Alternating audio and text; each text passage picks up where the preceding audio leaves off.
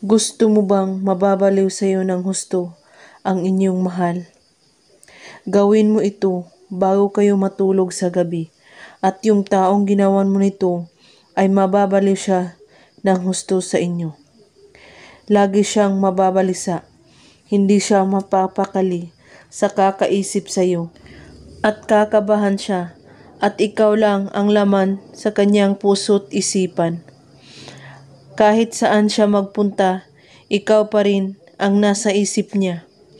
At pwede itong gawin sa inyong ex at sa taong may gusto ka at yung taong hindi kayo pinapansin. Ang mga kailangan sa ritual na ito ay ang panulat, papel. Kailangan magfo-focus kayo dito kapag gumawa kayo nito at buo ang inyong paniniwala sa paggawa at walang ibang iniisip at pagdududa.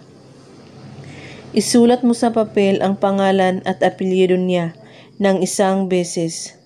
At sa likod ng papel, isulat mo na, mababaliw ka sa akin ng husto.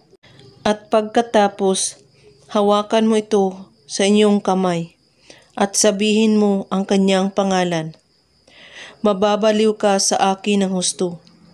3 times mo ito ulit-ulitin. At pagkatapos, ilagay ito sa ilalim ng iyong unan. Bago kayo matulog sa gabi, iisipin mo siyang mabuti. At sambitin mo ulit ang kanyang pangalan. At sabihin mo, mababaliw ka sa akin ng husto. At pagkatapos, tulugan mo ito.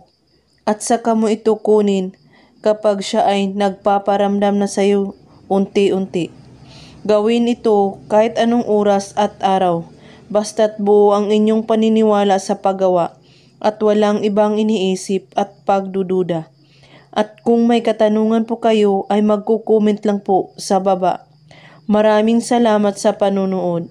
May God bless us all.